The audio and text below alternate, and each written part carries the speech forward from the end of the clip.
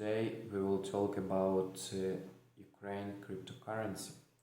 Ukraine charities and NGO raised $4 million in crypto donations since the start of Russian invasion. Donation in cash and cryptocurrency have spiked following the Russian invasion of Ukraine. According to one blockchain analyst, donation in cash and cryptocurrency have spiked following the Russian invasion of Ukraine, according to this guy. The total includes one single donation worth $3 million received on February 25, the company said on Friday. The groups taking crypto donation include Comeback Alive, a Ukrainian NGO that began crowdfunding to buy bulletproof vests for the Ukrainian military after the Russian annexation in Crimea in 2014. According to its website, the charity currently uses donation to pay for equipment and training for the country's armed forces. Ukraine war. What does banning selected Russian banks from SWIFT mean?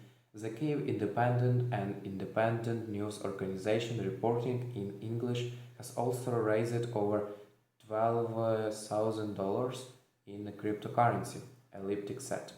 Also on Friday, Ukraine's Interior Ministry said a government bank account set up to raise funds for the country's military had received around 900,000 euros in donation in a single day. Against term and conditional, Ukrainian NGOs have been a surge in donations in Russian President Vladimir Putin announced an attack on Ukraine on February 24. The country's government has also asked for cash donation to support its defense forces, directing givers to a special account set up by the Ukrainian National Bank. The disinformation war, the falsehoods about the Ukraine invasion and how to stop them spreading. We are grateful to everyone who finds a way to support the Ukrainian army. We appreciate your support. It is very important at this time. Head of the National Bank of Ukraine, Kyrylo Shevchenko, said in a statement released by the country's Interior Ministry on Friday. But not all efforts to raise money have been successful. Patreon via Buyback Machine. The Comeback Alive Patreon page as it appeared before it was taken down on Thursday. Patreon via Wayback Machine. We don't allow Patreon to be used for funding weapons or military activity. Patreon crowdfunding website. On February, US-based crowdfunding site Patreon took down an appeal for support for Ukrainian military forces from Comeback Alive, saying it broke the site's policies. This morning, Patreon suspended an organization page from our site called Comeback Alive because it violated our policies. The website of the organization says they used contributions to finance and train military personnel, Patreon said in a statement. The crowdfunding site said that Comeback Alive plans to spend the money it raised on 1,500 tablets with software for Guana armor artillerymen, 230 quadcopters, 45 mobile surveillance systems, as well as training for 350 snipers, more than 2,000 sappers, and more than 3,000 gunners, was a variant of this item. How does Ukraine's army size up to the Russian war machine? The number make for grim reading.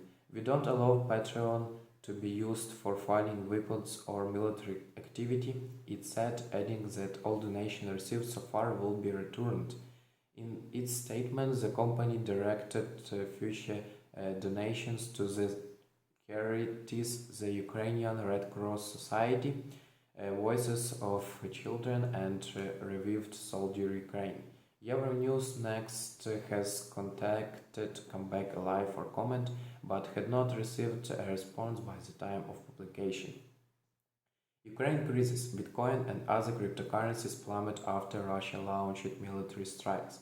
Bitcoin slumped to a one-month low on Thursday after Russian forces fired missiles at several cities in Ukraine and landed troops on its coast, sparking a sell-off of riskier assets.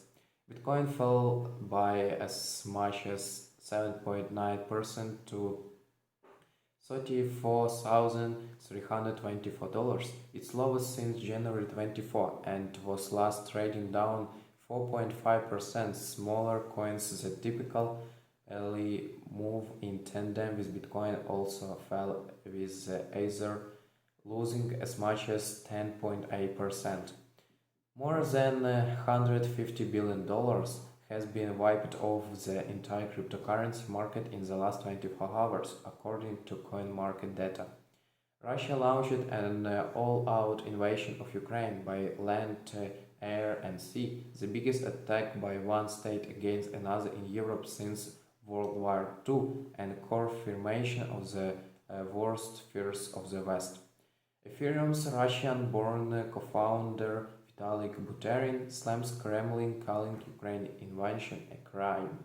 Ukraine war Twitter says it mistakenly took down accounts tracking Russia's military. Russian sanctions. The United States and its allies will impose severe sanctions on Russia after the attack. US President Joe Biden said US Foreign Affairs Chief Joseph Borrell also promises the toughest financial sanctions the bloc had ever imposed.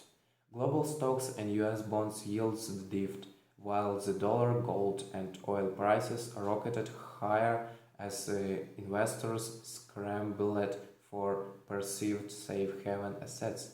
European stocks alone plunged 2.6%. Ukraine crisis. Half the West sanctions on banks are only scratching the surface of fortress Russia. Ukraine crisis. How the US could punish Russia by cutting it off from the tech world.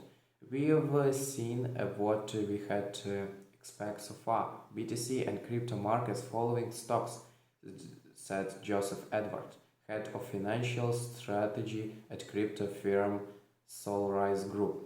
All things tend to correlate in crises, and we're expecting similar virus of wars is likely to be in store over coming days.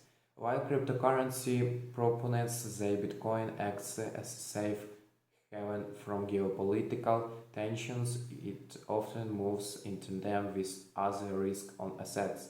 Its fall on Tuesday took a losses since hitting a record of $69,000 in November, past 50%. Okay guys, thank you for watching this video. Please subscribe. Bye.